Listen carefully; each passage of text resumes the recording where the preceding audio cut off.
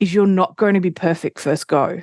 And that's actually a really good thing, because if you're perfect first go, the journey would be over. Like, it's just, and you would lose so much in that journey. And so we learn from our failures, don't we? They're not failures. We learn from those things. That's what makes us better, and also, like you've said, appreciate the journey, really, and appreciate other people making that journey. You're listening to Fussy Cutters Club podcast, a show that gives you permission to cut into the good fabric so you can make quilts you love. And now your host, who believes it's not a crime to love using novelty fabrics, Ange Wilson. Welcome to the Fussy Cutters podcast. Today I am joined by Jo Westfoot from the Crafty Nomad. Jo's based in the UK, so we are Commonwealth buddies. Jo has an online quilt membership called the Quilt Hive membership, where she shares her patterns and her teaching and her awesome personality and her love of colour and rainbow and all things wonderful. Jo's not specifically a fussy cutter. I think personally, she's just waiting for the right moment to be a fussy cutter. She just doesn't know it yet. But Jo and I are off on an adventure this year for So Travelry. We're going to be cruising from Fort Lauderdale to London. And so I thought, what a great excuse to sit down and talk to Jo. And I hope you love Jo as much as I do and really enjoy getting to know her a bit more. Welcome, Jo. Thank you for having me. I know, it's like we've not been talking at all. No. So I think the best way to do this is we just have a conversation. Oh. So we were talking about small business. Now, how long have you been in business for? How long have you had sewing as a hobby? And then at what stage did you decide, I'm going to turn this into a business? Yeah, sure. So, gosh, let me think. I've been sewing since I was a teenager at school. So I learned last week. Yeah, that's right. Yeah, I learned to sew when I was 14, I think, and liked it so much at school that my parents bought me a reconditioned Frister and Rossmann sewing machine. Oh wow! So a second-hand sewing machine, and I actually had that up until I was about 30 something. It actually came to Australia with me. So wow. So it's well traveled. That was packed into the container when we moved to Australia. And probably I started when we were there. So let me see, that would have been when my daughter was about 3 or 4. So we're talking 16 years ago. Okay. So 17 years ago. Yeah, so I started sewing then at a local craft group. We lived in a very remote part of Australia where there wasn't a lot to do. So nearly all of Australia falls into that category.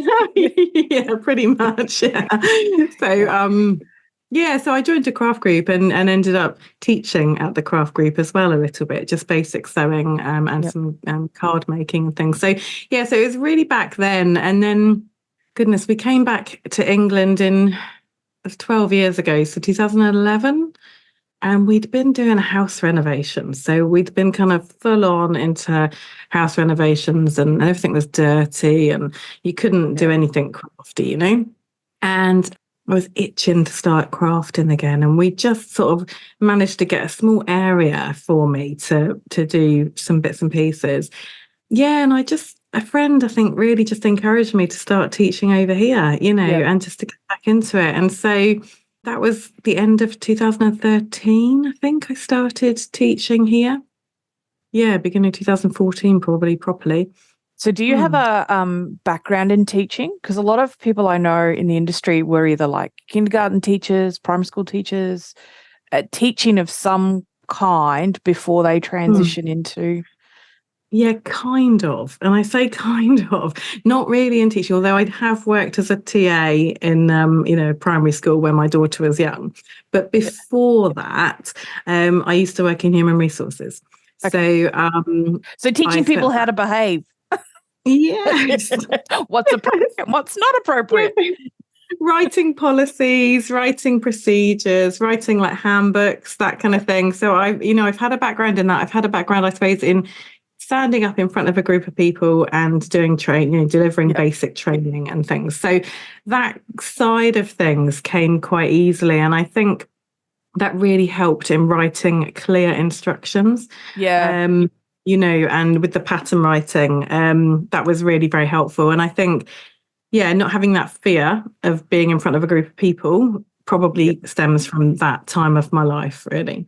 Yep. So when you're teaching and you're having that person-to-person contact, so let me just do the math.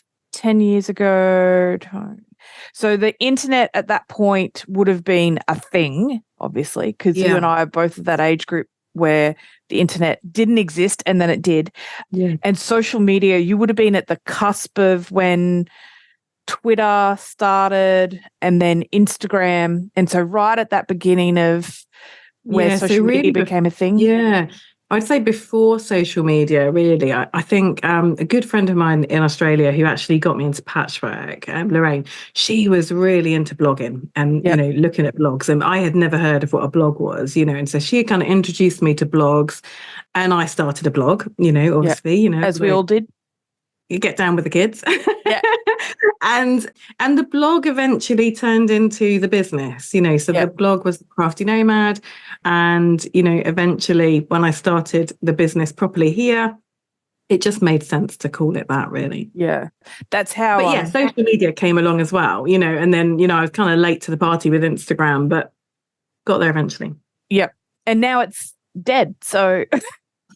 Well, that's what everyone's saying. But yes, so I guess you've had a gentle evolution into it as a business.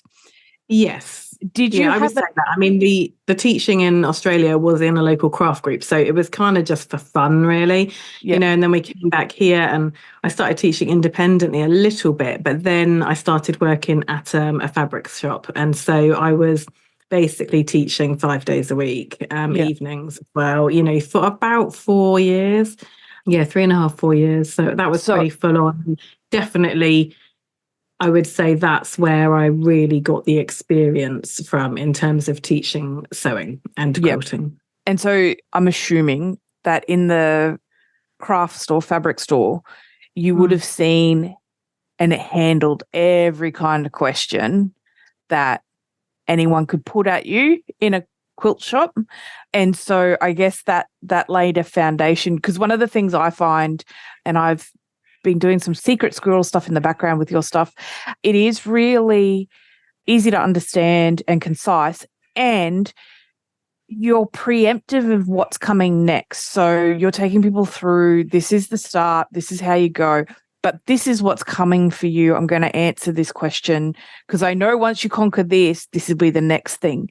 So did you think in your business that those skill sets that you developed in the store obviously have translated? Do you find it more difficult online, or is it much of the same sort of thing? Was it an easy, smooth transition from in-person teaching to doing it online? Yeah, so when I left teaching at the shop, it was because I'd burnt out. Yeah. And so I kind of had a break, quite a long break, really. I say long, it was a few months, to me that felt it feels like long. Yeah. And I think it was kind of in the July I probably finished there. And it was really by the October I was itching to do something again. And somebody had asked me to do a one-to-one class with them. So I did. And they wanted to do something Christmassy, and I ended up developing a pattern. And at the time I was thinking, I could sell this pattern, and so at that point, that kind of gave birth to the VIP Pattern Subscription Club, which I ran for about 4 years. And it was basically a pattern a month, and then it went to a pattern every 2 months because it was a bit much every month. But what I did with that was I started adding these video tutorials on a Facebook group. They were kind of just a bonus. They weren't part of the package. They were just, if I have time, I'll do your video kind of thing to go along with it.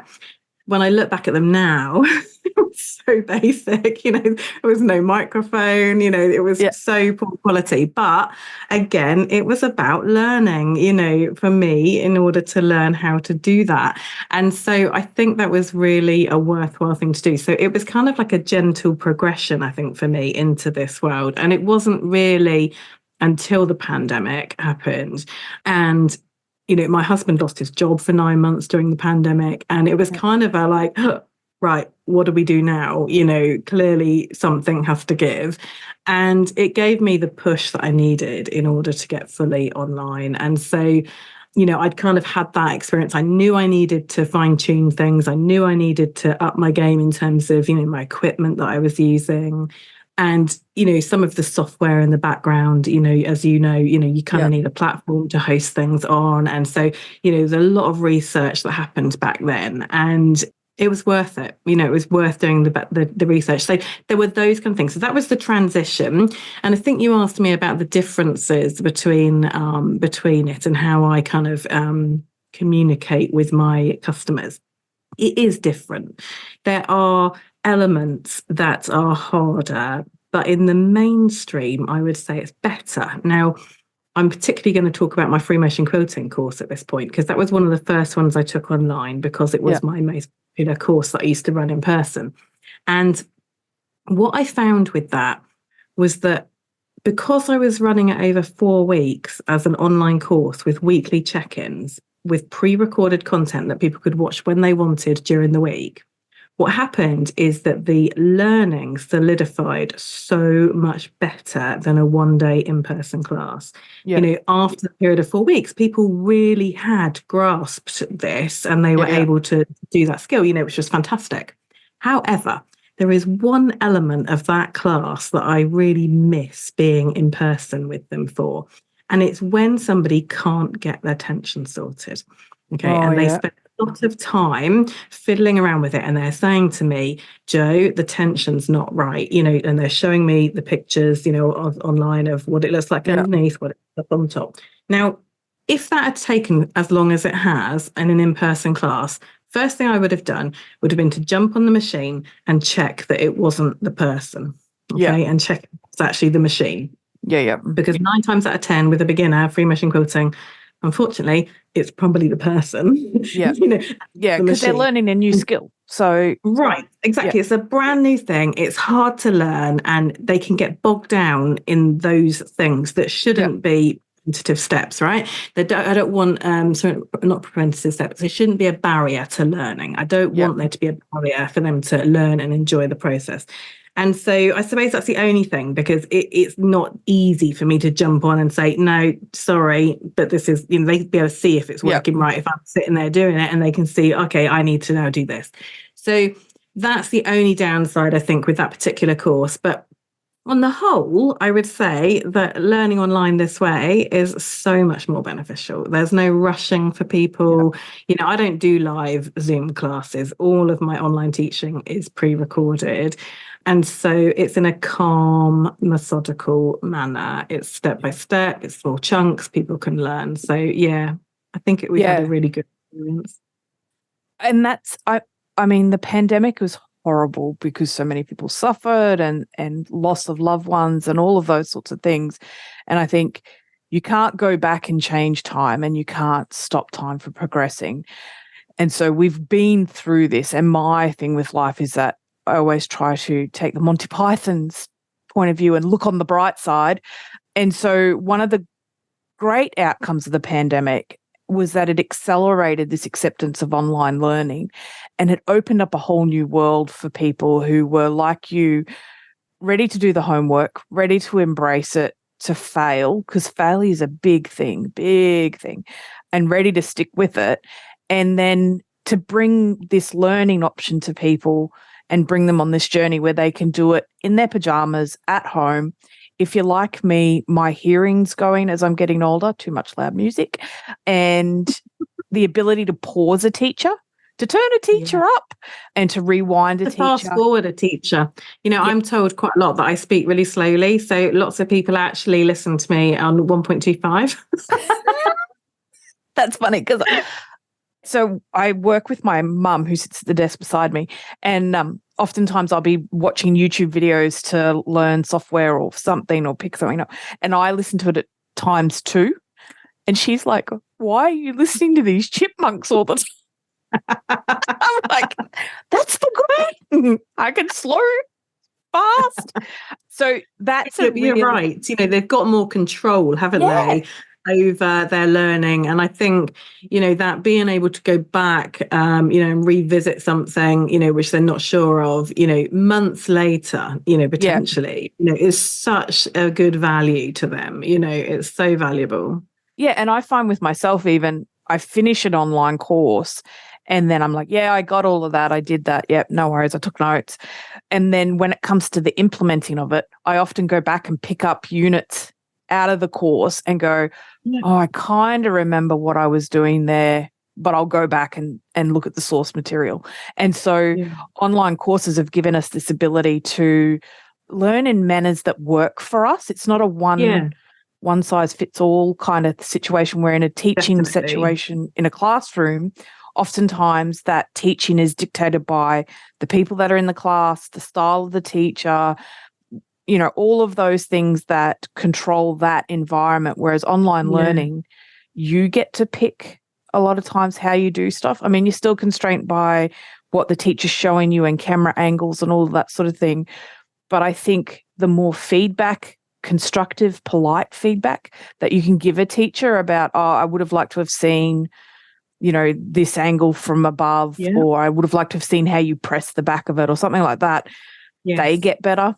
But so that brings us to the in teaching. So we're all going away, God willing, in May next year and teaching on the transatlantic cruise. And it's a different environment again. And it's the first time you'll be teaching on a cruise. Is there something that people get? I guess we've already covered that, really, the tension. You get the hands-on experience in that classroom. And so you'll be bringing that with you to the class. Do you have a motto or a defining principle for what you like people to get out of a day with you?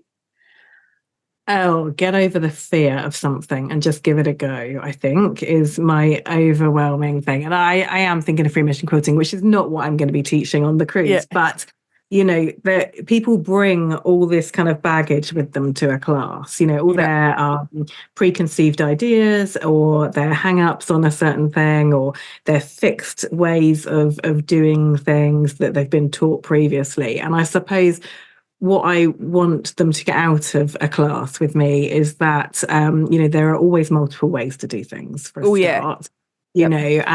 And be open to that, but also just enjoy things, have a go, even if you're not sure if you're going to like it.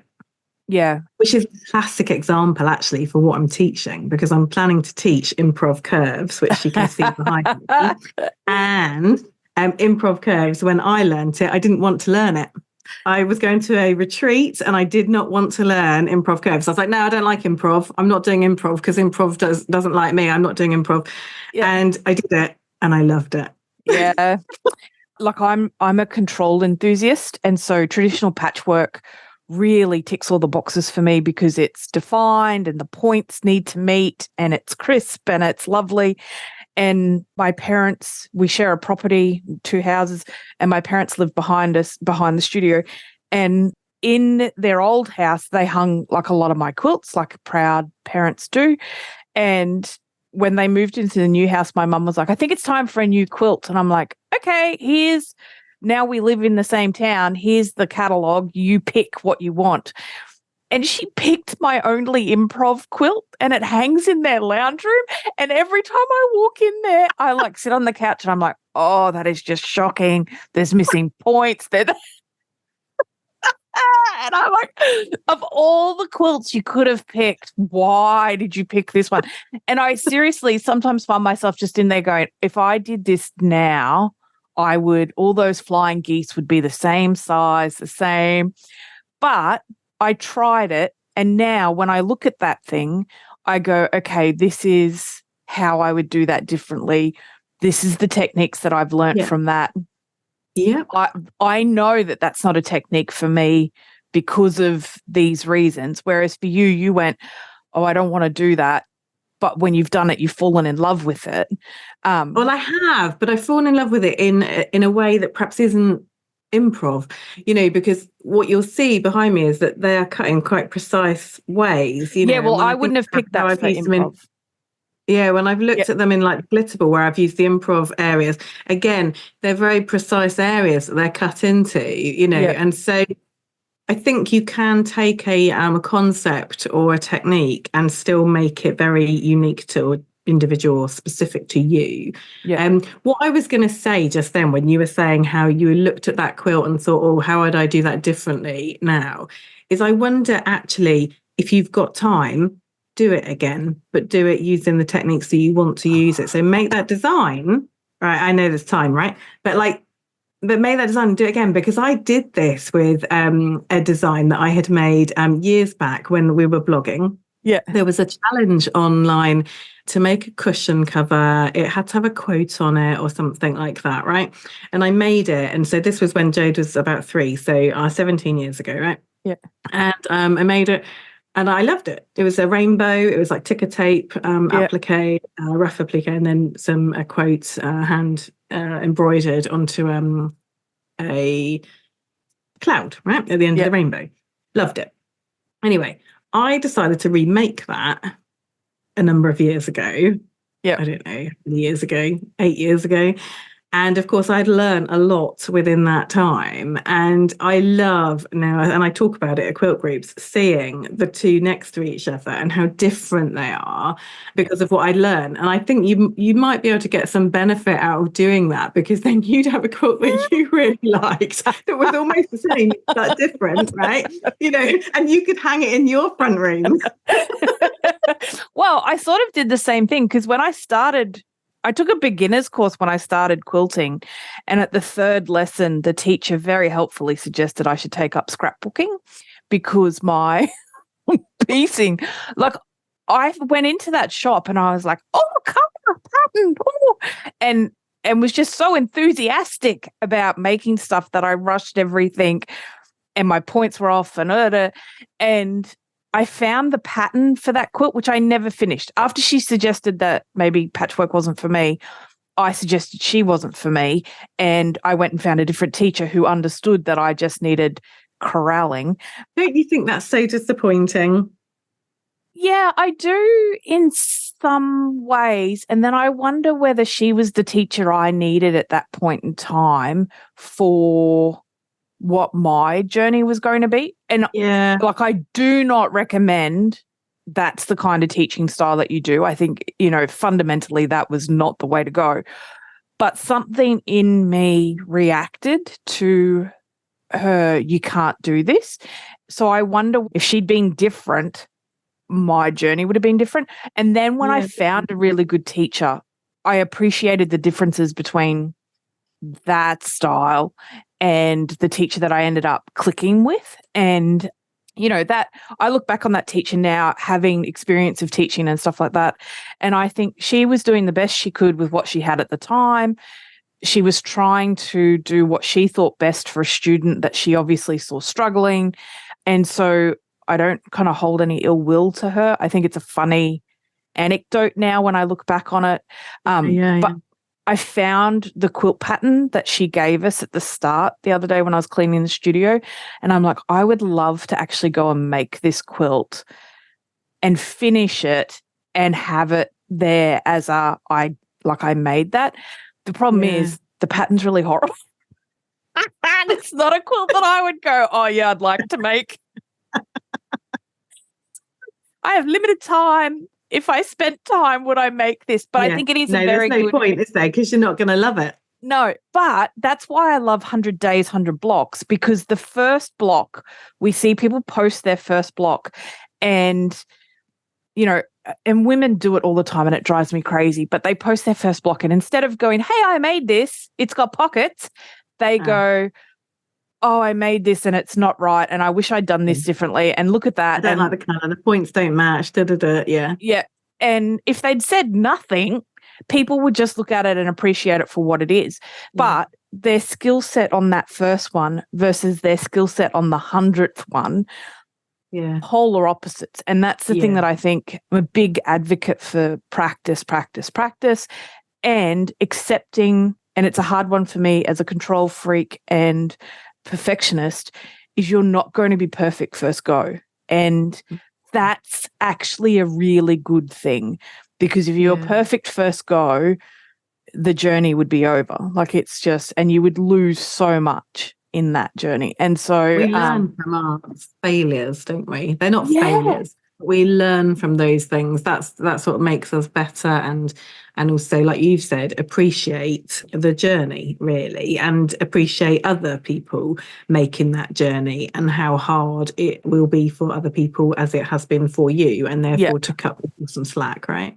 Yeah, and I think that's to me, that's where the gold is. Like, if you don't think about the stuff that you got right, you don't kind of lay in bed at nighttime and go, gee, I really nailed those points today.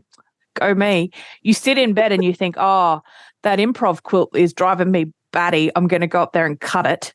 You know, that kind of.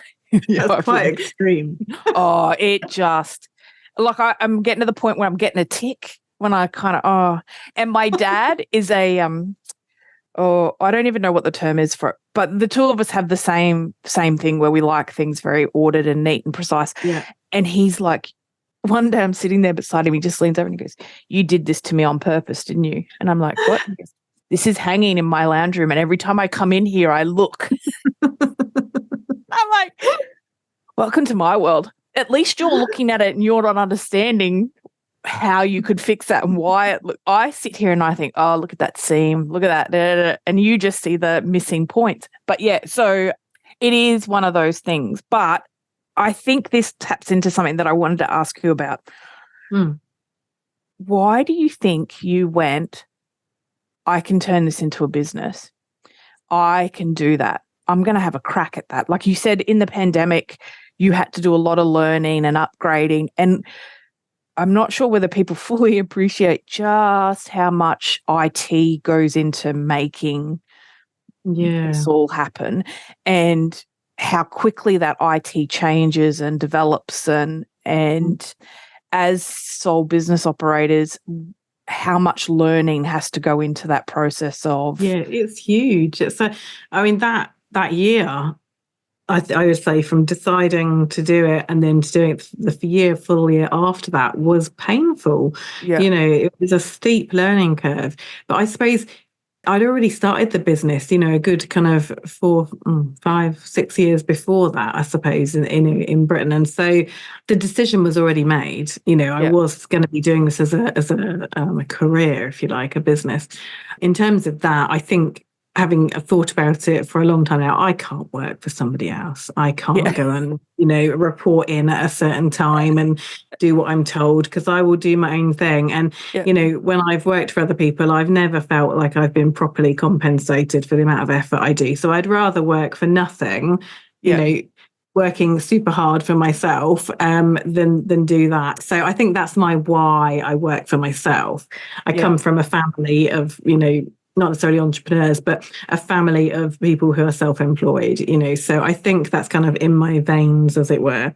But yes, the learning curve is steep. And yes, you do have to wear all the hats, you know, and, you know, so many people often say to me, oh, you know, they just seem to expect that I have lots of people doing all the different things. And it's like, no, my husband does my accounts and that's it. You know, there was a time when I could bully him into doing a bit of subtitling for me when he was out of work. But those days are long gone now, you know, so literally it's me, you know, and it's a lot, like you say, you know, to put an online course together. You are, you know, you're writing, you're, you know, designing. So you're writing and you're typing up all of your notes. You're doing your graphics and, you know, your pictures, and so you've got to be a photographer as well, and graphic designer, a tech editor. You know, you've got to do all of those things, you know, and then you get to make the thing.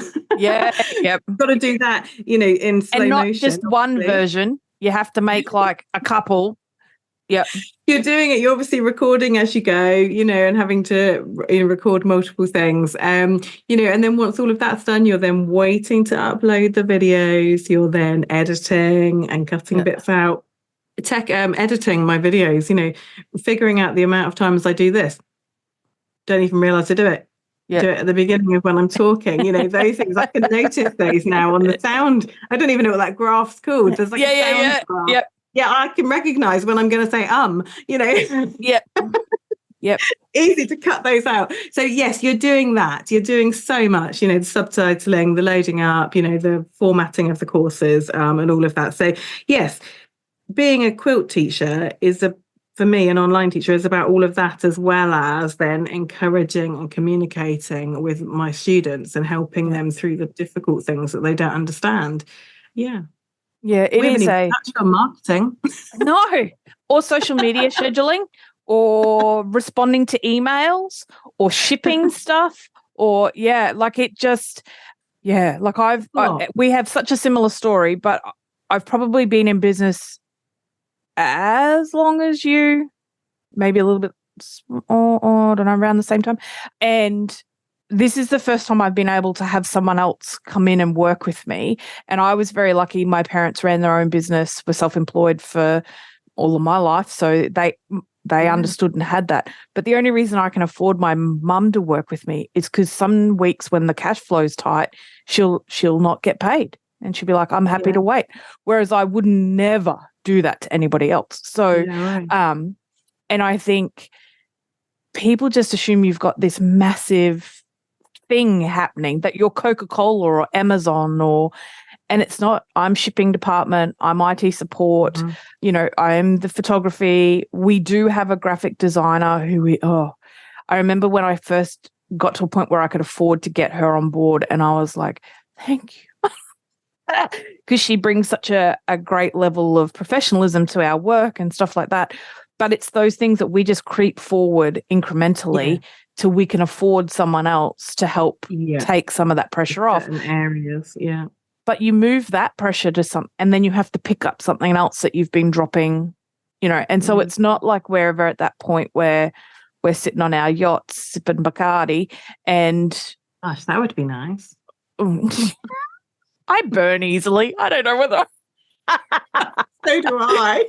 I don't even like boats, actually. Yeah, people are like, what would you do if you win $1 million? I'm like, go to the fabric store. Maybe I'd go to a fabric store internationally. I don't know. You have one behind you. Yeah, I know. Yeah, don't. Don't look at that. So this is really funny, right?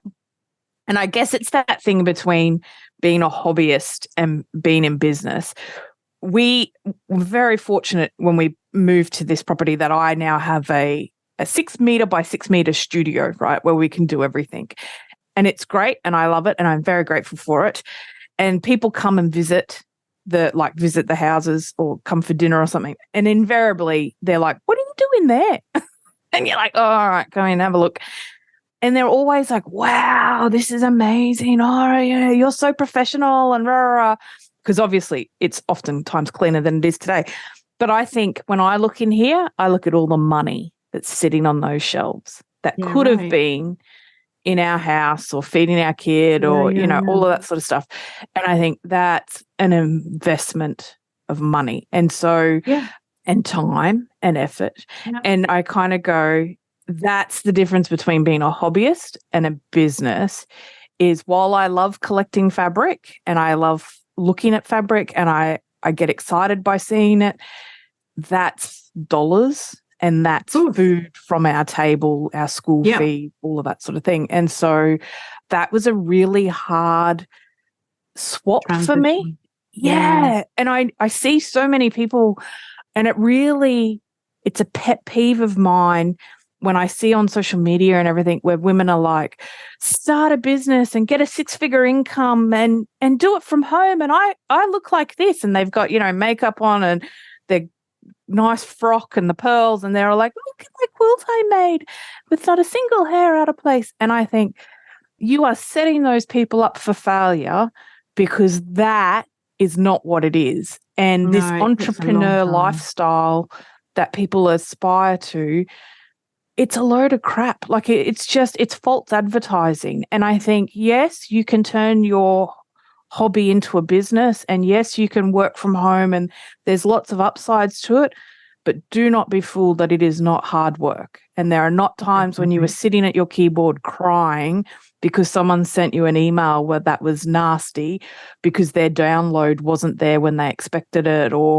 and you're not, frustrated at the IT not working when you want it to, or how am I going to get the money together to buy a light so that people can see my work better, or, all of that sort of thing. And then it's not what people expect. And then they get put off and they get angry that they were fed a lie. Lose their love for their hobby. Yeah. And you kind of go, it's really, I don't know what the answer is to combating that. And I get really, I don't know. I think it's just honesty, isn't it? It's just reminded me, I think, when I think years ago, when sort of friends would say, you'd show them what you'd made, for instance. Oh, that's beautiful. You should make that and sell them. Oh, yeah. Oh, yeah. Been there, tried that many years at markets, done the thing where the people come up and say, oh, you could make that yourself, Yeah. And they're saying that under their breath, You could get this come up for $10. I know. Yeah. So, you get all of those things and it's really hard. And so, I think, can't remember where I was going with this now, but you've been there. It's hard to do that. Friends have they think they're saying a good thing to get you to turn this side hustle into a business, but they don't really understand the fullness of the industry or, whatever it is, but, when as soon as you said how your friends come into the room, my room is at the front of our property. Yeah. On it's a residential street, but there is a school at the end of my road. And so at school pickup times and drop-off times, the road outside is very busy. People looking in must see my huge lights and wonder what on earth is going on in here. We used to live in a house that had no front fence, right? So we are not like England. The thing that blew me away when I went to work in Cambridge for a bit was that there's like the sidewalk and then the house. I'd forgotten that you'd been over here like that. Yeah. And I'm like, I'm in my lounge room and there's someone waiting for a taxi out the front talking to their drunk mate on the phone. And you're like, there's no... Ours isn't quite like that. We've got a driveway in front of the house and then there's the pavement. But yes. And so we lived in this... the city that we lived in previously to here had a town planning ordinance where you couldn't put front fences in. They wanted it to feel like a giant neighborhood. And so no houses were allowed front fences, which is in theory amazing, but in reality horrible. And so one night I'm sitting at the machine filming and I used to sit in front of the window so that I'd have the natural light. Yeah. Yeah. But it was nighttime and so I had lights on and I'm filming. And I look up and there is a drunk man in my garden bed looking through the window, watching me. And I pooped my pants. And he made eye contact and he like stumbled out. Because there used to be a pub around the corner and they'd walk past on their way home. Oh, that is just freaky. Right. And we ended up ringing the police and they came round. And the police like walk in our normal front door of our house and see a normal house. And I remember this policeman who was like a brick outhouse, but really tall. Like, and I was like scared of him. And he goes to me, can you take me and show me where you were? And I'm like, sure. I'm like, come here. And I opened the door and this guy turned into a big kid. He was like, oh, what are you doing here? And what's this do? And look. I'm like, yes. The secret cellar. I think that's what the drunk man was thinking when he was looking through my window. But it is that thing of it's different, it's unusual, and people don't expect it. I always know, like when you go to school functions or you meet new people or anything and you're like, what do you do? And I'm like, oh, I do stuff online. And they don't kind of understand it. And then I know with our son, when he tells other kids, mum works from home, they don't fully understand it. And then the kids come around and they're like, oh, you're on YouTube, that kind of thing. So it is a really unusual thing to do, but it's really empowering. it's that thing. I like you. I couldn't work for anybody else. I have too many ideas, and so to be able to do that is such a real blessing, and I'm so thankful for that, and I'm sure you are too. Is there something that you wish you'd known before you started your business that no one told you, that you kind of think, if I'd known that, it would have been different? Not really different, but I think it would have been helpful. Like right now, as we say, 10 years on, I have a great group of women that work in the same industry as me, all doing it slightly differently, but being a very supportive business network, and if I'd had that from the beginning, I just feel like I would have felt so much more supported and not alone. And I think I went for years sort of struggling along without, I mean, obviously I had support from my family, but without that kind of support from people within the industry, and didn't really know anybody in the industry. And, was kind of just trying to do my own thing without any kind of network really. And I think having that network has been invaluable to me. Having sounding boards, to when I've got new ideas, is this going to work? I don't know, what do you think? That kind of thing. So even down to a new design, for a quilt, I'm not quite sure about whether this is going to fly or not. I can say, hey, what do you think? And get an honest answer. And so that has been amazing. So I don't know if that's kind of where you were going with that, but that certainly would have been great. Yeah. Do you find, because similar thing, there's a group of us that sort of chat and share information, and just having someone who understands. And even like when my mum, they ran their own business, but they were in a male-dominated industry. Yeah. And I used to help them out every so often and do IT support for them and stuff like that. And I would always go to her, I got this email today, and you'll never understand. Like, you would not believe what had happened. And I tell her about it, and she would be like, oh, we don't get emails like that. And I'm sure she was like, you're making this up. Like, there's no way that you're getting this sort of stuff. And now she works here, and I can hear her at times just chuckling to herself or getting really worked up. And I think she just read that email. She just got that email. And I think for me, if someone had told me 10 years ago that you're going to have to work out how to deal with what comes at you through the screen and how to handle that and process that and work out a healthy way of dealing with that. Because I think for a number of years I've struggled with, how do I help people without taking it on? And okay. So I think the way that I do this is I'm quite a blunt person. I've been told I'm quite upfront, and I'll say things as I see them.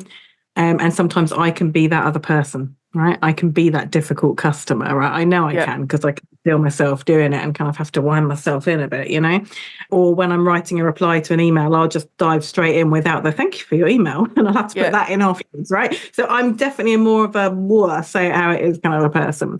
And so I think that serves me well when I'm on the receiving end of them, because I think I tell myself, you just got to have a thicker skin.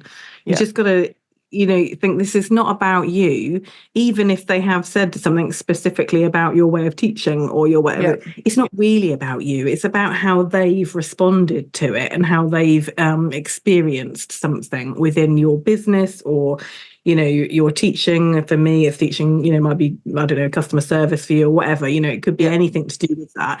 And you kind of have to take yourself out of the equation a little bit and kind of try and put myself in their shoes, and say, well, as sometimes I am a difficult customer, how would I have felt being that person, and have they got some valid points, actually, even when they're being really unreasonable, and you think, actually, no, I think you're wrong, you can still take something away from that and learn. There's always learning points. I can always improve little areas of my business, even when it hurts, a little bit, to say, no, you might be right. You can still draw something from that and say, I can actually do that better. We often play the how did they get here game. So if someone sends you an email and they're obviously upset about something that's happened, we do the thing where we're like, all right, how did they get here to this point where they've sent this email? And what can we change in what we call our front end that changes that experience for them so they don't get to this level of frustration while I think there's no excuse for not being polite, I think sometimes that thing of what has led them to this misunderstanding, because communication's a two-way street. And so if they're at a point where they're sending, and I'm talking about the frustrated emails, not the emails you get that are just like personal attacks or just rude, but the stuff where they're like, I thought I was getting this, but I got that. And you're like, yes. Oh, okay. How did you get to that point where you thought you were getting A, but what have I not written down? Yeah. Or what can I change on the website or the photos or my explanation or my language to make them? And so I think you're right. There is that thing of you have to be removed from it, stand back and have a look and see. Sometimes I think I've just had to learn to laugh at it, and not at the person who's sending it or anything, but just at the absurdity of the situation and the fact that it is just quilting. Like we're not curing cancer. No one, in theory, no one should die doing what we do, like all of those sorts of things. And sometimes just that release of having a good chuckle at the fact that we're getting so kind of, but it's just, and I found that group of women really good for going back and going, hey, you might be too close to this. Just step back a bit and have a look. Or to go, oh, yeah, that happened to me. This is how I dealt with it. Or to go, and I don't think people realize how small the quilting community is, where someone does something. There's been a rash of people who've ordered stuff and then demanded refunds or whatever. And, really? We had one lady who'd bounced from one designer to the next, but we'd all recommended each other. And so she went from one to the next to the next. Oh, wow. And so we were able to go, oh, yeah, I had her last week. So that happened there. And so when the next person got the email, they were already worded up about what was going to happen, how the exchange was going to go. And so there is that preemptive thing there as well. But on the flip side, we also have a thing where we can go, hey, I just got this customer and they just did this and this was amazing.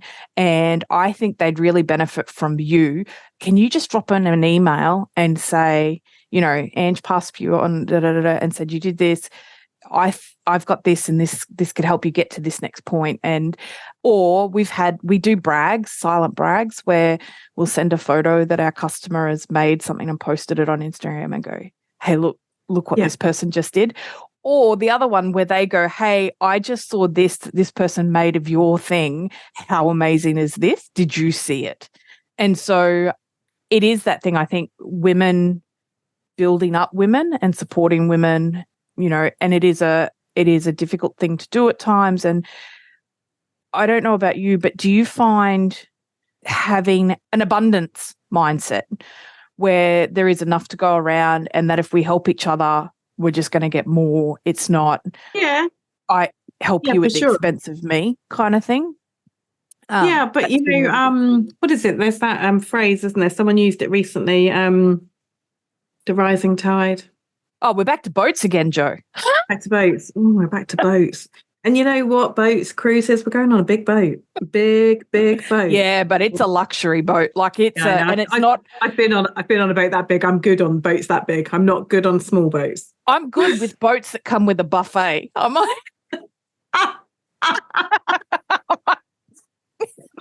that's my key. You want to get me on a boat? How big's the buffet? But yeah, it is. It is that thing of we all rise together. And I think it's a really interesting concept because I think sometimes they pit small businesses against each other and it's that mindset of I can't succeed. And I mean, like Amazon, if you look at the Amazon thing, they succeeded at the cost of everyone else around them. Like they just wiped people out. And I think sad, and that's not necessarily the business model that you want to have. And I'm really grateful in the craft industry that that's not the prevailing attitude. And I think one of the things I love about being in a classroom is that students, if you can set up the environment in a classroom where students feel comfortable sharing, everyone gets to see how different everybody is, but we all still work together in that room. And it's that thing of, that person that person can like a pattern or a print that you don't. That doesn't diminish what you're doing, and it doesn't diminish what they're doing. You all coexist, and the world is better because the group of ladies I was telling you about earlier. We've done 2 collaborations together in the last couple of years. The British Sew a Row quilt, we call it, and it's basically we each design a row, and it can be used independently or together to make this quilt, right? And at the very beginning, there were 5 of us did the first one, and when you look at our styles, they're all very different. And when you look at the skills that we use, they're all very different. Yep. And what we worried about how that would work, and it complemented each other so perfectly. It was such an amazing. We've made 2 amazing quilts, from doing that. That just sit so well together. And I think sometimes the worries are irrelevant. They evaporate. They're not real problems. No, and it's one of the things that I think that keeps me excited about patchwork. And I don't quilt, and so I always find it really hard to go, I'm a quilter. I'm a patchwork enthusiast. That's what I do. I work with someone who's the quilter because that was a skill set that I'm like, I don't have the brain space to learn that skill set. There's just so much in the patchwork color pattern space that I want to do that I don't have the capacity to do both. But I'm just like, every day I see something different and something new, and I am inspired by what everyone else is sharing. And I think it gets back to that thing that we should just share it and go, I made this. I made this. And not go, I made this and this doesn't meet and this in a minute and a minute. And like that quilt in my parents' house, I would never introduce that quilt to anyone and go, this is the quilt I made and I had it. Don't look at this bit and don't look at this bit. I'm really happy with the color in this quilt, but don't look at the construction of what I've done with this quilt. I would just go, it's my quilt. And so it's something I've had to be really mindful of. Do you know when someone gives you a compliment, say, Jo, that quilt behind you is really beautiful. What is your first response? Exactly, right? Thank you. Thank you. I worked really hard on it. It's got pockets. But like you say, in reality, that quilt behind me, love the fact that I've done my curved piecing. Love the fact that what you can't see, but all around the edges, I've done free motion quilting, and it was one piece of work though where I'd wanted to really work on my free motion design. So love all of that. Colour graduation, not so happy with. You know what? But you can't have it all. No. You can't have it all. And you learn as you go, right? Yeah. And I've been stood next to people who've won Best in Show at some big shows, and you listen to them talk about their work. The rest of the crowd is standing there going, ooh, wow, look at that. And they're going, oh, yeah, I could have done that better. Or I'm glad the judge didn't see that bit. And you're like... I think in one respect that's really negative, like we've just said. But in the other respect, I think it's also quite healthy that actually we can still see areas where we want to improve and push ourselves forward a little bit more. It's just not allowing that kind of knowledge of the improvement areas to turn into a really negative voice to say you're doing rubbish when actually you're doing really well, and you can also do this, I think it's just about changing the dialogue really into something positive. Yeah. And I had we call them a rent-a-friend, but I had a therapist once who said, because I was, well, she was like the person I would go and tell everything to. I was like, I rent you as my friend. But she once said to me, because I really struggled with negative self-talk, and she said to me, would you talk to a friend like that? Yeah.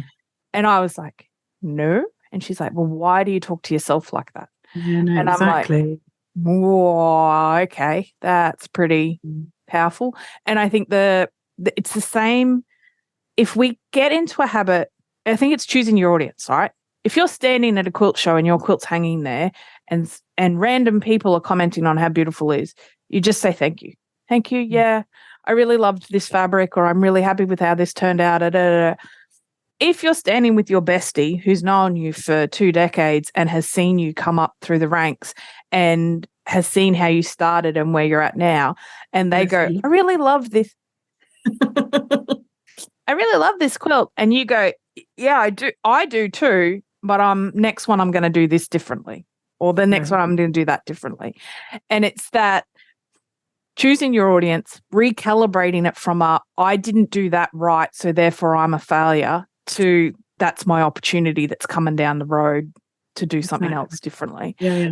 Because, in fact, talking about that and opportunities, so quilts behind me, I put them up there for a reason, because there was rainbow loveliness behind me before this call, and I know you would have preferred the rainbow loveliness up there. And no, I'm partial to blues and greens. Okay, that's good. But I put them there because they were the inspiration for what I'm going to be teaching on the cruise. Yep. But learning from that, I don't want to do them those colours. I'm doing them in sunset and sea colours. Oh, yeah. Yeah, and right in front of me today, I've just recorded a little video on how to choose colours. And you're going to really like this. Oh, yeah, okay. I'm down. There you go.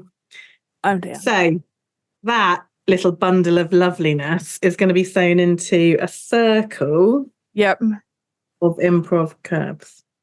So not exactly like those, but yeah. In my head, I'm like, all right, I got to make time to go to Joe. Who can cover my shift so that I can sew in Joe's class and not be teacher's assistant in Joe's class? But yes, but the color's the thing. I always struggle. People go, what's your favorite color? And I'm like, oh, I love them.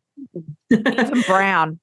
And so I'm like, the right brown. I've become a big fan of the right color brown. And the first quilt I ever won first place for had a brown background.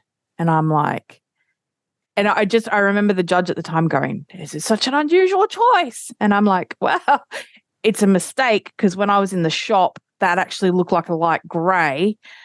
And then when I got it in the light, it was more like a mushroom color. I get it. There's one of the Konas which is just like that. It's called ash or something. It's one of the Kona colours, and you think it's a grey, and then you're like, actually, it's more of a brown. Yeah. But that little mistake turned into something really lovely. And so you just have to roll with it. But yeah, I think picking the colours, seriously, it's one of the best bits of what we do. But yeah, there's something about that progression from like a dark purple through the pinks, the oranges, and then and I'm like, you see, and I don't like orange, but I've got 3 oranges in here. See, well, Sam Hunter, who's doing our London, he loves orange. Oh, loves orange. He's doing the London tour, right? Yeah. And last time she was in London, which was like only a couple of months ago, she went to the antique textile company, which we're going to, and Christopher Wilson Tate had an orange and white antique Lone Star quilt, I want to say. Oh, yeah, I think it was. I think I saw it. Yeah, she posted a photo with it, him and her, and with this. And I'm like, trust her, man. She goes other side of the world, and if there's an orange and white quilt, she will find it. Like, it's not. But she leans into that, right? She loves orange. She's unabashedly orange. I think her car's orange. Like, it is orange. It is. She's an orange fiend, and I love that. I love that. I know that she loves that, and it sparks such borrow that horrible phrase. It sparks such joy in her work. That's a lovely phrase. Oh, no, because in my head, I'm like, I imagine someone holding an old pair of socks, cleaning out their wardrobe, going, do these spark joy? I've never done that. There's a technique, right, for clearing out clutter. See, I've not done that. Yeah. It's the is it Mary Kondo? Mary Kondo? Yeah, it does this spark joy. No, it sparks the smell of old footy socks that should have been thrown out 3 years ago, but he won't part with them. But yeah, it's that thing of she really, it lights her fuse. Like she gets really excited about it. And I think, and rainbow, like Christy Lee from Quiet Play Designs, we've often had conversations about, is there such a thing as too much rainbow? And you're like, no, if it makes you happy, rainbow. I have a theory because I only have rainbow in this room. Yep. So the rest of my house does not have rainbow in. And partly that's because, my husband is not as rainbow loving as me. Yeah. I feel your pain, sister. Partly it's because it's all about the sewing and that's kind of where it is. But I think the rainbow thing started when I was leaving Australia and coming back to England where everything is grey. Yeah. And there's no blue sky very often, and the sun doesn't shine that often, right? Yep. So as I mentioned before, it's in the middle of nowhere in Australia. I was properly up in the desert, and so I think the first time we lived there for 2 years, I think it rained 3 days, and that was when a cyclone came through. The rest of the time, there was just blue sky, 45 degrees, Yeah, I'm familiar with it because we're up that end as well. Yeah. But you're on the other side, aren't you? Yeah. I have this theory that colour and the sky is different in Australia, and it's different in the UK, and it's different in America, and there's similarities, but everywhere. I mean, we're the same, but different. But Australians tend to have this really odd relationship with colour where, like, I worked in a public service town, so everybody wore black, grey, office suits, all that sort of stuff into work. But if you went to their houses, they just had colour all through their houses. Like they weren't afraid to have like a loud colour couch or a loud colour this. And so when we travelled, I don't tend to dress in greys now because I'm not in that office. I tend to dress in whatever colours I like. And when we were on the ship, lots of people were like, every day I see you're wearing something else bright and colourful. And I'm like, yep. And they're like, we don't do that where we're from. And I'm like, dude, it's colour. You got to do colour. But I wonder. Mine will go on the seasons. My wardrobe will depend on the seasons. So in the summer, it will be very bright colours. And yet as soon as we get to like September, October, that's it. All the dark colours come out. So all my winter clothes, look, I'm wearing dark green. Yeah. Either dark green, dark navy, so it's all dark. And so, but in the summer, bright colours everywhere. Yeah, see, I wonder if it's just like an environment thing. So I wear this shirt all the time, which has my patchwork blocks, and then my patchwork rainbow at the bottom. Lovely. And I go out, and you would think this would stand out like the proverbial, but everybody here is wearing bright coloured shirts, Larry sun shirt. We live in the tropics, so they're all wearing like tropical shirts and stuff like that. And so I wonder if that colours, pardon the pun, our work. And it's always interesting if you ever get the chance. And I'm sure you've been to Quilt Festival in the UK, but when you go to festival in Houston, for example, and you see those amazing quilts, the difference in the use of colour as you walk through the hall and have a look at everything is really striking. And you can sort of, to a certain extent, you could play the which country are they from game as you walk through, because the Japanese have a very, very set colour aesthetic. And then, I mean, there's always exceptions to the rule, but there's like that. And then the American traditional stuff has a very set vibe to it as well. The American modern stuff has a real, and so it's always really exciting to see how other people use colour and how that influences their work.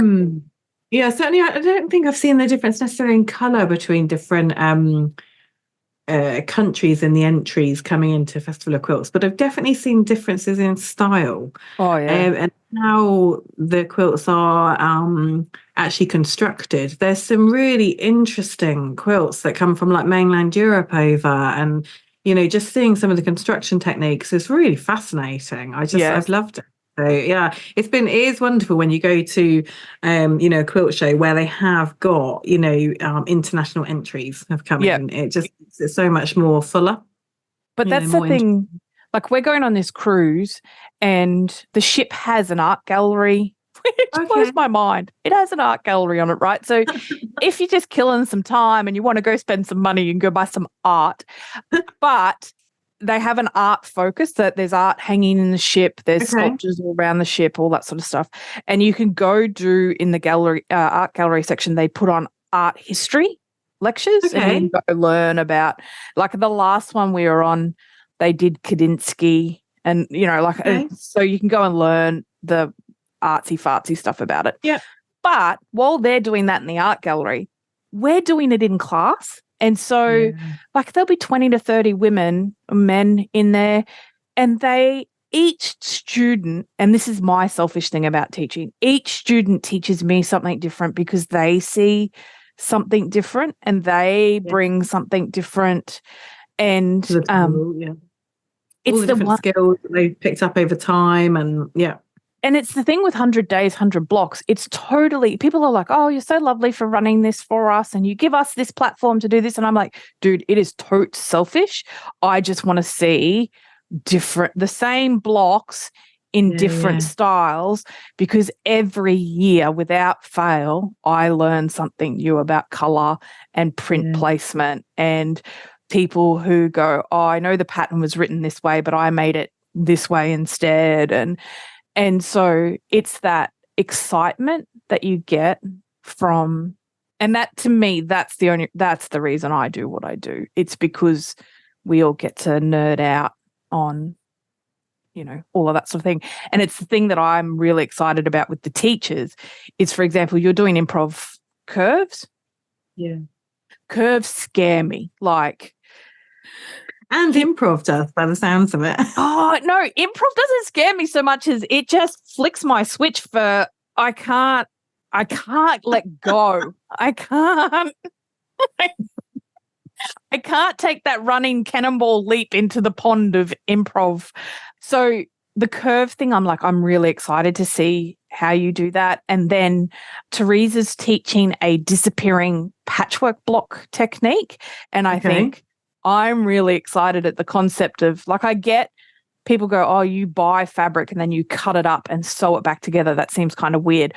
But Teresa's taken it to the next level where she's like, you buy the fabric, you cut it up, you sew it back together, then you cut that up and you sew that back together. Yeah, right. And so I'm like, all right, that's going to be an interesting, because then the placement of fabric takes on a new dimension, because you have to think about, that's how it looks here, but when I slice it, what's it going to look like there? Yeah. Stephanie's teaching triangles, which yeah, I'm like, I don't think it's triangles like 60-degree triangles or 45-degree triangles. I think it's triangles like HST's quarter square triangle. That's going to be right up your street. Yeah, you would think, right? Yeah. But she's teaching, so I use a template method. She's teaching a whole heap of different, 8 at a time, 2 at a time. Okay. Yeah. That sort of stuff, which I'm excited to learn, to see whether, I think the way I do it's really fast, but I'm wondering whether her method's going to be faster. And so I'm a bit like you, where I kind of go, to me, patchwork is you use the skill that gets you the result you want in the parameters that you want. Just because someone says this is how you do that doesn't mean that is how you do that. So you should have a wide range of skills in your arsenal to pick and choose from. But yeah, so she's going to do that. And I think that's going to be an interesting, she's probably the person in the group who's most closest to my wheelhouse. But she has a completely different take on it. So now I have seen your teaching. You've seen mine, or Steph? You've seen, I've seen your picture of what you're going to be teaching. Yeah. Yeah. I'm really, and there's curves in what I'm teaching. So you're going to love that bit. You're going to embrace it. Well, I've had to practice, right? Because it's no use me standing up in front of the class and going, yeah, this bit really, don't do this bit. I've had to do it. And so I've been researching different techniques for how to achieve the look. And I got to say, the thing that I found that works for me is having a different foot on the machine. Okay. And so that's, I don't know, do you do this? I compensate for how dodgy I am through, like, I'm not renowned. I'm much better now, but 10 years of practice will do that to you. Because I'm so fast in I want it done now. Sometimes my seam suffers because of it. Okay. And so I found having a foot that compensates for my tendencies behind the wheel has made a massive difference to my curve sewing. So I actually am a little bit, from what I've heard, I do something a little bit unorthodox when it comes to my foot. So I piece pretty much entirely with my walking foot. Ooh. I don't use my 1/4-inch foot. So, and I get a far better finish using my walking foot on every bit of sewing that I do, basically. I wonder if that's a controlled tension, like a controlled feed. It does, but it's not the even feed. It's not the dual feed where it kind of stops in. It's a proper walking foot. And I just think that I'm looking down at the machine, hasn't got the walking foot on there right now because I've been doing decorative stitches and I need it nice and wide. So I've had to switch that one off. But the walking foot is almost always on the machine, and because it just gives me a much better finish. So it's not gonna you're not gonna have, say you've cut some of your fabric on the cross grain, some on the straight grain, you're not gonna have any kind of stretching happening between them if you're using a walking foot, whereas you might get that if you're using a regular foot. As a fussy cutter, that is like a big deal for me because I remember Marty, when I first started working with Marty, and she was like, you've got to be aware of the bias and the grain. And I'm like, the what and the what now? She was like, this is why you're getting stretch on those triangles. And I'm like, huh? So maybe that's what I need to be doing instead. But like I said, I've 10 years of sewing. I've learned the tricks to compensate for the fact that I need to be gentler with my pieces. You know how you work, don't you? You know, and in your machine, you get to know the intricacies of your own machine and how it works best with you. So, yeah. But that's the thing too in classroom. Everyone's like, oh, you're the teacher in the classroom. And I'm like, oh, yeah, I'm the person up the front, but I'm there to learn too. And the last cruise was great for it. I've only been sewing for like 11 years. Some people in your classes have been sewing for 50 years. This isn't the first time they've seen something go wonk. They will often have the technique that you go, oh, you could try this, or that's happened because of that. And so I find I like a classroom that's collaborative where everyone's safe to go. And we do it at the start. We go, look, if you're happy to receive advice, put your hand up. If you would rather just be left to do your own thing, put your hand up now. Like, so we identify people in the classroom that are happy to have a discussion about it. And then for some people, and I totally get it, because when I'm in the zone, I don't want people going, oh, you could do that better by this way. And so those people that they just want to do their thing and they're happy and they can't take on more at that time. And so they need their space, and that's great. But that thing of, just because I'm the person up the front doesn't mean that my way is going to work for you. And you feel like a facilitator. Yeah. And I think on the cruise, the other good thing about it too is in my class, if I hit something and one of my students goes, oh, this is, I'm having a problem with this, and I can't give them a solution that works for them, there's 3 other teachers that I will go to and go, hey, Joe, this person's doing this. Or whatever. Yeah. Could you come in and talk to them about this for me, please? Could you, Therese, you do this kind of thing. Could you come in and have a look and talk to this person? Steph, can you come in and share this? And to me, I think that's the benefit of doing what we're doing. We only sew on C days. we're not competing with anything else. Our classes don't compete. Like, we're not up against each other. Yeah. Everyone gets to attend the same classes. And so it's that ability to go in and go, all right, well, I'm going to get a little bit from you and a little bit from you. It's like a buffet of teachers. Everything comes back to the buffet. I just think it's really nice that they can do so many classes, within that time, and have access to the sewing room to continue, sewing if they want to carry on, So, when the class is finished, do they want to finish or do they want to carry on, So, and to have a machine tech, I'm really excited about the machine tech, because it allows the teachers to teach, and it means that when the guys turn up to the class, those machines are going to be working. And if they have an issue that in the class, there's a dedicated person to fix that issue. We don't have many issues with the machines, but there's always going to be one where you kind of go, that's the troubled child of the class. And so to be able to swap it out and go, here's a new one, the machine tech's worked on it overnight, it's fixed, and I think that's a real luxury. I wish that every class came with that. So, it's just, I'm really excited about the possibilities. And then because you're in the UK, when we get to Southampton, you get home turf advantage. And so I'm really excited to see people fall in love with you on the cruise, and then you get to go to them. Welcome to my home. This is... Yeah. Well, funnily enough, I grew up in Southampton, so our disembarkation port is my hometown. Yeah. That's very cool. Yeah, one of the pictures you posted, I thought, I've walked right by that millions of times. One of the pictures I posted on the website, I got this really lovely email from a lady, and she's like, I can't go on the cruise, but I just like to say that's the lighthouse in somewhere else, not where you said that lighthouse was. And I was like, I need to send her an email and go, thank you. And I knew that when I did it, I was like, guaranteed I'm going to put a photo on here that's, Portland Bill is where we're going to be looking, isn't it? Yeah. Yeah. And just the history.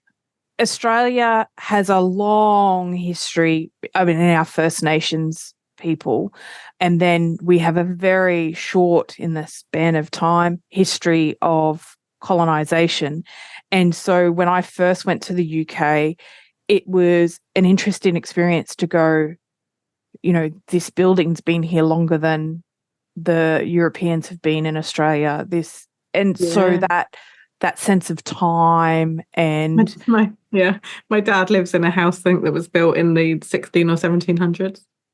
Like, it just blows my mind. Can you imagine if someone, like, I've got a quilt that was made apparently in 1802, right? And it blows my mind that a woman made this, I assume it's a woman, made this quilt in 1802. And here I am on the other side of the globe with her quilt. Like, and I think, imagine to make something that lasts for centuries. Like, I can't even. Have you ever seen? There's I just read a book about the Raja quilt. Oh yeah, in Victoria. Have you seen that? Because that's still in existence, isn't it? Somewhere in Australia. It's in Canberra. No, it's in. I think from memory, it's in Victoria. But there's a documentary that's coming out soon, and if I can find the link to it, I'll put the link in the thing. There was Oh, that'd be good, actually. There was a book written, like a fiction book, based on what might have happened and how it might have been made, which I read recently. And another quilter, a British quilter, Sarah Ashford, has been doing a talk about it. And it was fascinating, actually. Yeah, well, they're apparently it's supposed to live in Tasmania. And so this documentary's come out about lobbying to have it gifted back to Tasmania. Okay.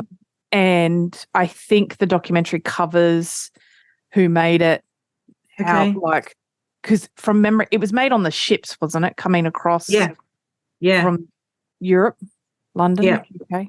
But then, like, a friend of mine had a collection of just little panels of quilts that had been cut up that were made by soldiers in the trenches.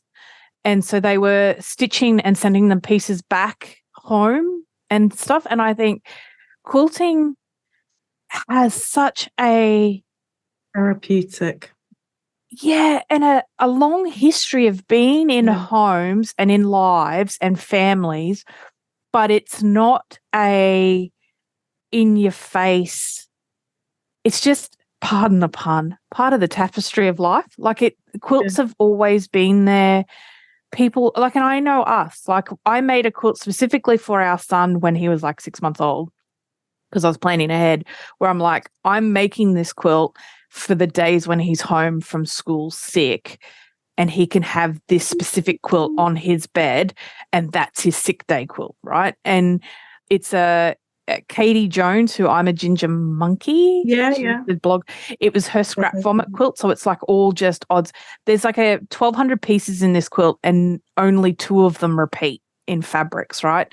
And so I wanted to make him something that he could look at when he was in his bed, because he won't have screens. If he's homesick from school, there's no screens. That's the rule. And so it tickled me to think he will have this quilt, which in hindsight, he's going to associate with being sick. But no, he'll associate it with comfort. Yeah, like it's that thing of he's got that. And in years to come, I hope, God willing, if that's what he wants to do, and he has kids himself, that they can use the sick day quilt to, and they're just there in life, part of life. Yeah. People have these experiences with them. They're there, they witness stuff. And then in 2 centuries' time, some oddball on the other side of the planet can have that. Yeah. And it just blows my mind. And so it comes back to that thing of, I don't look at that quilt from 1802 and go, gee, that lady didn't match that point there, or those panels don't match that color. Don't you wish that quilt had a label on the back telling you about why she made it and how she made it? And you know what? I never label my quilts. I got really to the point. Yeah, I was the same. And then Elizabeth Hartman, I'm pretty sure it was Elizabeth Hartman, did a thing a number of years ago where she was like, I don't label my quilts, but I do my binding in a specific way so that art historians or whatever can go, well, that's an Elizabeth Hartman quilt. Because wow. Her binding. Yeah. Okay. I'm pretty sure, and I apologize, Elizabeth, if that's not how, but she slices in a piece of different fabric and puts it in a certain space. And I thought that's a really clever way of doing it. I ended up ordering woven tags that I just put into the binding that have care instructions on them and everything, because I was like, I ain't never going to do a label. Like I know. But wouldn't it be nice to have the history behind it? Like some quilts I have written like blog posts for, if they've got some sort of meaning behind them, you know, like I'm thinking I've got a quilt about I call it my mental health quilt, but it's called Breaking Point, Let's Talk. Yeah. And that has a lot of meaning behind it. I barely scratched the surface on the blog post about it because it's personal. Felt it was necessary to document it in some way. And the Optimist quilt, you can't see it. I'm looking at it above my screen here. That has meaning to me as well. And so that has its own post because I think it's important, to sort of document it. But, if the internet disappeared, then that would disappear too, right? So maybe it should be labeled. I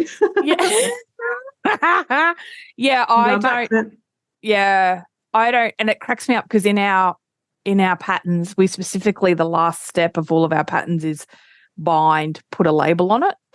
And I'm like, I don't do that bit. But I like to give the reminder to other people. But I do too like the idea of it being a mystery to some extent. Like I've told myself a whole story about the woman who made that quilt. And yeah, right. You've made up the story. Yeah, basically. And I'm sure her actual life would be far more riveting than the story I've made up about it. But it has this kind of magic to it because I don't know anything about her. And it's a really interesting, you can navel gaze about anything, but I think there's this dichotomy between it's a handcrafted cottage industry passed down the thing, and then it is art. And so do we treat it like it's art or do we dismiss it because it's utilitarian? Do we, how do you marry those two things together. Again, Sam Hunter and I spend a lot of time talking about, you know, these intellectualizing what it is.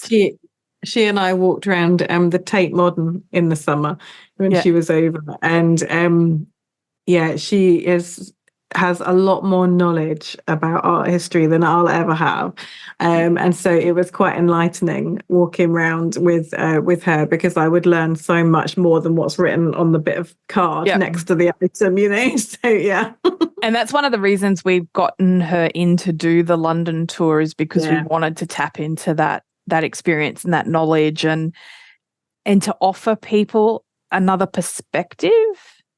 And I think one of the things about the cruise is that it's an environment where you've got time to sit with other participants and learn their stories, and even just pick up little things in passing. And, you know, like on the last one we did, I knew who was making stuff for their grandkids, and I knew who, you know, had just lost their husband, and I knew who had, you know, traveled the world when they were younger. And it wasn't because you were like specific going, so tell me about yourself.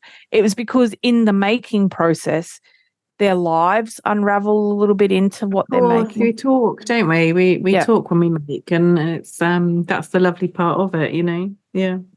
It's been such a gift to have, you know, and we joke about the downsides and all of that, and they're like this compared to, you know. Yeah, I know for sure. But it is just such a gift to be able to share with everybody. I think, and have an impact and be able to help. I mean, I think, you know, you were talking about my business earlier, and the whole kind of ethos behind my business is to help quilters enjoy their hobby more and get more satisfaction from it. So less headache moments where things aren't going right, more amazing moments where they think, oh, I've done such a great job, I love this, you know.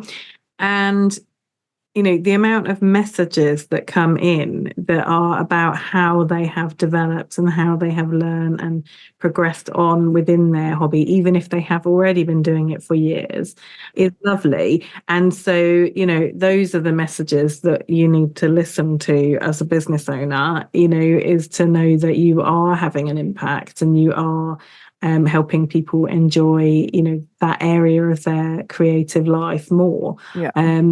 You know, and helping them get more joy from that area. So, And 100 days is the same. We have at the end, people are like, oh, my mum passed away during it. And so the blocks took on another meaning because that happened. Because 3 months, 100 days is like 3.5 months. And you kind of go, that's a significant chunk that's a quarter of someone's year.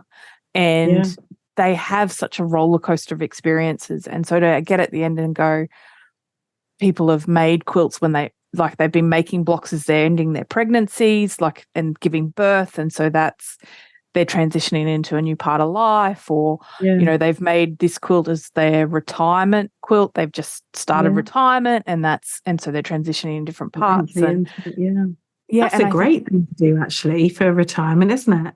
Oh, to have a project like that as a transition into it. I think that's a great thing to do. I've often wondered about doing either your 100-day project or a 100-day project, because there's a whole thing around it. Yeah, there's a whole thing about 100 days. Project. Yeah. And I think about it and I think, I don't know if I've got the staying power. I don't know if I don't have the staying power. I think that's 1 year I'd probably get to like 10, and then the next year I'd join in at like day 11, you know, and 11 to 20 and so on. The first couple of years I was like, I'm there every day, like did it. And then, we touched on it briefly, as a business owner, as you get, because when I first started, I was like, 5 people will make this quilt, right? And the first year we had just under 1,000 people, and I was like, okay, prepared for this. And then like the third year, we had nearly 8,000 people signed up to do it. And I was like, I do not have the business capacity to handle this many people. And I don't hide the fact that when our son, because I started quilting when I got pregnant with our son through IVF in the beginner's quilt course from the lady who was lovely. Yes. And so he's always been a part of it. And I had really severe postnatal depression that went untreated, depression and anxiety that went untreated for, I would say, he's 11 now, 8 years. So, Wow. and at the time I was transitioning into having my business, like going from hobby to a business, and then, you know, him, and we were away from family and we were by ourselves and all it, like it was just a lot. And so when 100 days got big, I wasn't in a mental space to handle it or to do it, and so over the years, my finishing 80 seems to be the magic mark for me. I get to about 80 and I'm like, I'm good. The last 20, I'm like, and so it's always been interesting to see how that event goes when I peter out, and then like other people power all the way through. One lady finished her quilt in the first 20 days and I was like, oh my gosh. You gotta finish. It's like, what are you gonna do for the next 80? And so I don't go into that event going, you will finish all 100. I mean, it's amazing when you do, and there is such a sense of enjoyment. Remind me, each year, is it the same pattern and the same blocks, or are there different blocks each year? So each year we did, the first 3 years we did Chula Pink City Sampler, because I wasn't publishing patterns at that point in time. And then the next 3 years we did Kinship, which I published myself with Skyberries. And then last year we did Maple and Eucalyptus, which has probably been, we talk about business development, the worst pattern I've ever had experience-wise, because a number of things collided on that. And I make it a point that when the pattern goes out to the world, it's been tech edited at least twice. We've had at least 2 other pairs of eyes over it. If I allow 3 mistakes in a pattern at any time, that's my threshold for the patterns. Okay. And with digital patterns, it's not a problem because issue comes up and you go, all right, well, I'll go in, amend it, and then I send out a thing and go, the pattern's great. So by the end of it, the digital pattern's pretty much perfect. The printed pattern, I can't do anything about that. And once it's printed, and I've got no way of going into every shop or every home or anything and going, oh yeah, I just need to change this cutting measurement on block D. And Maple and Eucalyptus went through our normal process, but a couple of things were happening behind the scenes with people who were involved in that process. And for whatever reason, it just wasn't the best work that the group of us had done. And as the project leader, I take 100% responsibility for that. And so there's been issues with cutting measurements and stuff missing in that pattern that we've never had before. And that's been really difficult. I went into 100 Days last year really excited about making it. And because there was like problems in the first 10 blocks, it really sucked the wind out of my sails. And so I really struggled. And like to the point where I can't even look at the pattern without feeling it'll pass, right? Yeah. So the reason I was asking was because I was thinking, if you do the same pattern each year, right? Yeah. Or the same blocks each year, obviously they could be arranged differently, right? To make a different quilt or whatever. But if you did like 1 year, you did it in a certain order, and then the following year you completely flipped it on its head, it means that all the people that just started off really well and then petered out could finish. They could get a finished quilt next year. Yeah. Well, funny you should say that, because we had, so this gets back into the business space again. We do run a business, right? So we make money off the sale of that pattern. We make money off the sale of the accoutrements that go with it. And that's how we support offering the free event, essentially. And we got a business coach mentor who, you know, there comes a certain point in a business where you know everything you know and you can't see the forest for the trees. And so getting the third party in was really good. And when we went through all the feedback that we had collated about the event and everything, he said to us, why do you only do it once a year? And I'm like, it's a massive undertaking, dude. Like, how am I going to do it more than once? And he went, well, you've clearly got people saying, I want to do it, but the time doesn't suit me right now. And you've clearly got people saying, I finished it, I want to do another one. What's going on here? And your business is structured around one event. And so for the longevity of your business, you can't have nothing, nothing, nothing. Whoa, nothing, nothing, nothing. It would be, from a systems point of view, it would be easier to put a system in place where you were like this all the time instead of. And so he floated an idea which, and I don't know whether you and your husband are like this. Do you ever have that thing where you're going through something and your husband goes, you should do this? Or actually, it's more the other way around in our house. He's struggling with something and I go, you should do this. And he ignores it. And then he's like, I got this. And I'm like, you should do this. And he ignores it. Then he goes to work and the dude that sits beside him goes, oh, you should do this. And it's the same thing I said.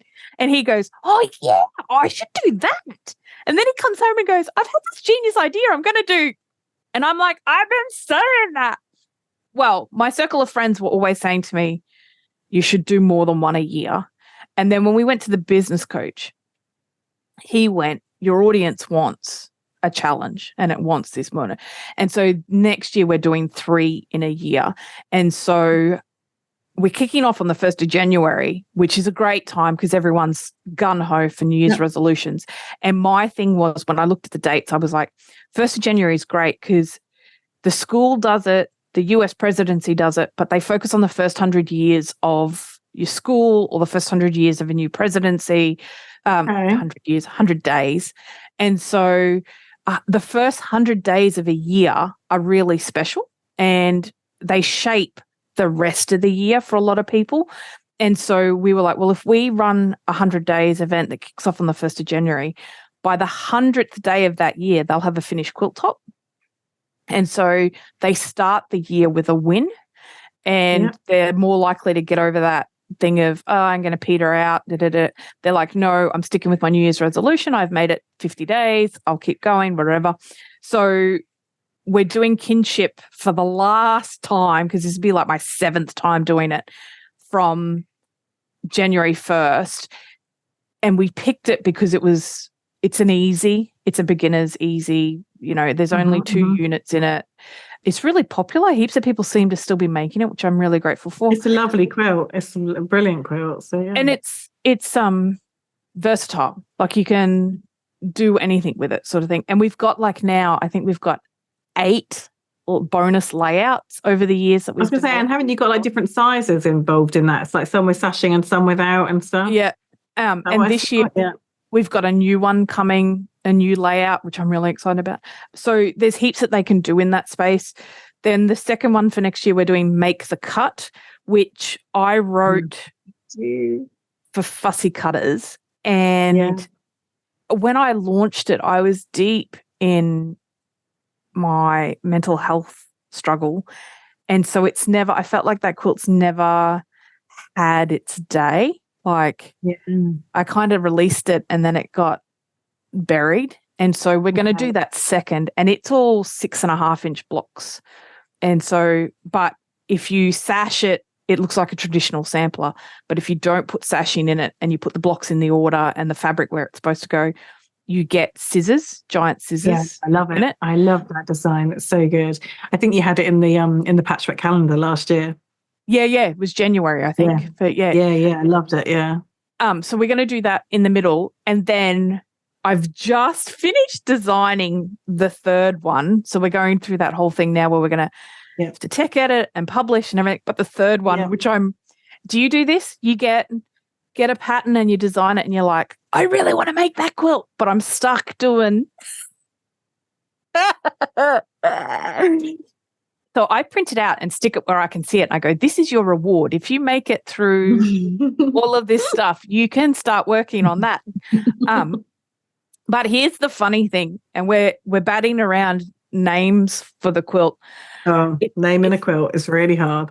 Yeah. And I tend to go to music all the time because music's my favorite sort of thing. But it's supposed to have 100 blocks. It's only got 99.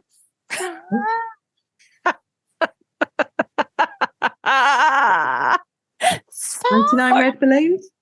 Well, I was going to do 99 problems. I got 99. I feel bad for your son. I got 99 problems, but a block ain't one. We fixed it. It's now got 100, but it was just so funny. It made it all the way through to the virtual quilt, the graphic designers drawing up the virtual quilt. And I had to go through and label all the blocks. And I'm like, I'm missing one. There's one missing. And I sent it to her and went, I think I'm missing a block, but you count and let me know if I'm missing a block. And she comes back. She's really excited. She's like, you're not missing a block. You've got the same block in there twice. You've got an extra block. And I was like, yeah, that means I'm missing a block.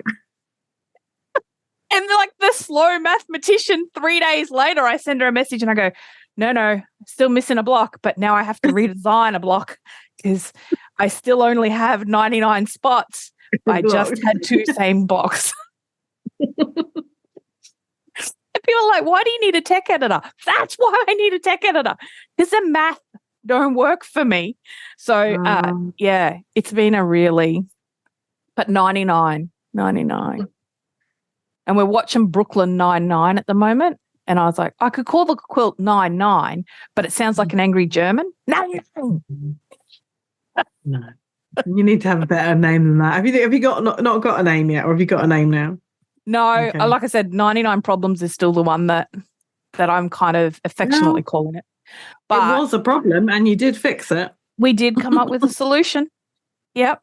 But yeah, it's solved. Call it solved. Can't count. I thought about naming it after a great mathematician, but it took 3 people to find that we were missing. And I'm not proud of that.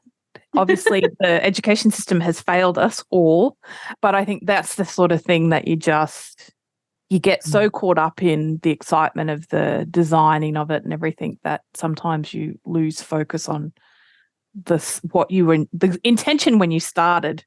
But yes, a bit like podcast interview kind of things. They just kind of go like this. But it's really late for you and it's really early for me. So we've been talking for ages and I thank you so much for your time. Oh, you are welcome. I look forward to fun, isn't it? Yeah. Meandering around. Yeah. And it's like I know it's really funny. You've always been there for me. Like always, you know what I mean? Like you know what? There's some people who started at the same time that you do that you just kind of go, oh, they're just part of that industry and that. Yeah, but it's because this is the first time we've worked together. Yeah, we've kind of been in the same circles, haven't we, for other things? But yeah, this is the first time we've actually, Yeah, and when we were looking at who we could invite, you were like on the thing of, oh, Joe. And it was because I knew you had been doing the Quilt Hive and the Free Motion online. And I'd heard secondhand from people who'd done the course and stuff like that they really loved it. That's really good. So yeah, in our community, because that's what I say, it's a small community. So it made sense at that point to see whether you were available to come. Plus, you're British, and I'm like, we've always got to have a Brit. So Sam is also British, but living in America. Oh, you know what? You wouldn't know though, would you? With the accent, she's full on American accent. She tries to say she's not, but it is. It's really funny at different times. Like I love her to pieces. Sometimes she's very British, like she identifies really strongly as being British, and then other times she's like American, but I don't even think she realizes that she's American. Like it's just, and I'm at what point she's I think Sam thinks like a Brit, but she talks like an American. But there's some stuff she does these days where I'm like, oh, that's the American coming through in you. She'll love listening to this. I know. She's going to write me a very nasty SMS. I am not. But yeah, and even we've got a mix, haven't we? We've got a real mix on the cruise of different from teachers from different places. So yeah, because Teresa, her handle is Teresa Down Under, but she's actually Spanish. She just happened to be living here. All the cool people live here at some stage. So she's Spanish. I'm Australian, you're British, and Steph's American, and then we got our little hybrid at the end with Sam. So it's a really interesting mix of experiences and skill sets and travel but I'm really excited about it. So God willing, I will see you in Fort Lauderdale. Yes, definitely. And we'll be hopping on that bus and going to do the shop hop. Yeah. The craziness will start at the shop hop.